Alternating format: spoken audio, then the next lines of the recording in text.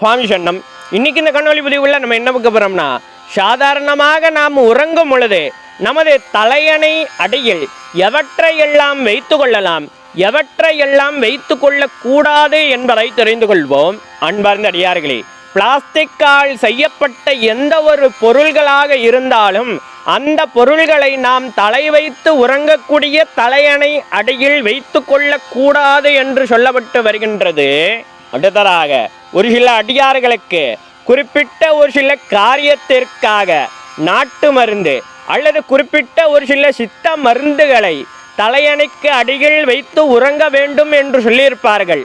ஆக அது போன்ற காரியங்கள் அல்லாமல் வேறு எந்த ஒரு மருந்துகளையும் நாம் தலை வைத்து உறங்கக்கூடிய தலையணைக்கு அடியில் வைத்து கொள்ளக்கூடாது என்று சொல்லப்பட்டு வருகின்றது.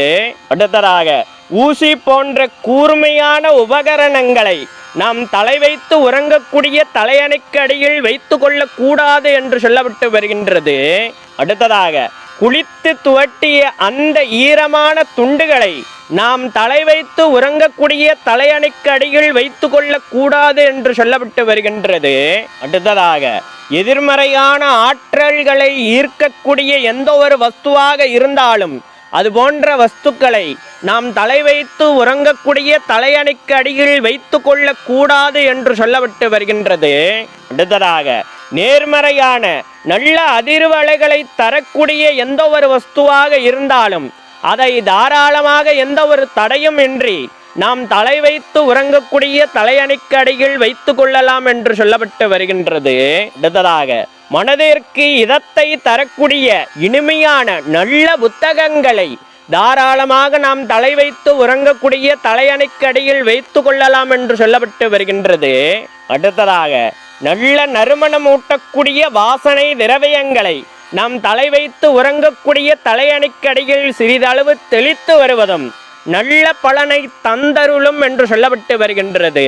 அடுத்ததாக நல்ல நறுமணம் ஊட்டக்கூடிய மலர்களை தாராளமாக நாம் தலை வைத்து உறங்கக்கூடிய தலையணைக்கு அடியில் வைத்து கொள்ளலாம் என்று சொல்லப்பட்டு வருகின்றது.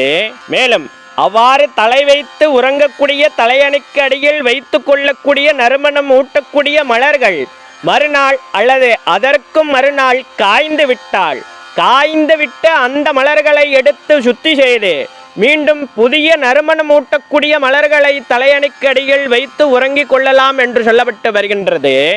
மேலும் ஒரு கூடுதல் தகவலாக நம் தலை வைத்து உறங்கக்கூடிய தலையணையை குறிப்பிட்ட ஒரு சில ஆண்டுகள் கழித்து புதியதாக மாற்றிக்கொள்வதும் நல்ல பலனை தந்தருளும் என்று சொல்லப்பட்டு வருகின்றது.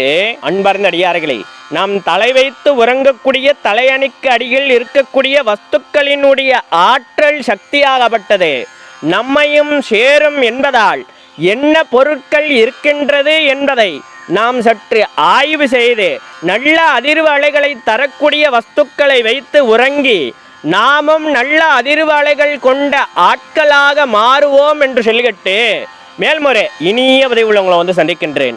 இவ்வளவு ஆன்மீக சார்ந்த ஏதேனும் சந்தேகங்கள் இருந்தாலும் கூட தயங்காமல் கமெண்ட் பாக்ஸில் தெரிவிங்க. அடியனுக்கு தெரிந்தால் கண்டிப்பாக உங்ககிட்ட காணொலி மூலமாக பகிர்ந்துக்கிறேன். நமது தமிழ் வேதம் 922 சேனல் ஒன்றும் சப்ஸ்கிரைப் பண்ணாத அடியார்கள் மறவாமல் சப்ஸ்கிரைப் பண்ணி பக்கத்தில் இருக்கிற பெல் பட்டன் அமைத்திட்டு ஆல் ஆப்ஷன் தட்டிங்கன்னா நாங்கள் பதிவு செய்கிற ஒவ்வொரு காணொலி பதிவும் உங்களை வந்து அடையும். மேலும் நமது தமிழ் வேதம் 922 சேனலில் நிறைய ஆன்மீக சார்ந்த காணொலி பதிவுகள் தொடர்ந்து பதிவேற்றம் செய்து கொண்டே இருக்கிறோம். அதெல்லாம் இன்னும் பார்க்காத அடியார்கள் ஒருமுறை சென்று போய் பாருங்கள். உங்களுக்கு தேவைப்படும் தகவல்கள் அதிலும் இருக்கக்கூடும். அடியார்களின் வசதிக்காக பிளேலிஸ்டும் தயார் செய்து வைத்திருக்கின்றோம். சர்வம் ஈஸ்வரம், சகலமும் ஈஸ்வரம். நம சிவாய.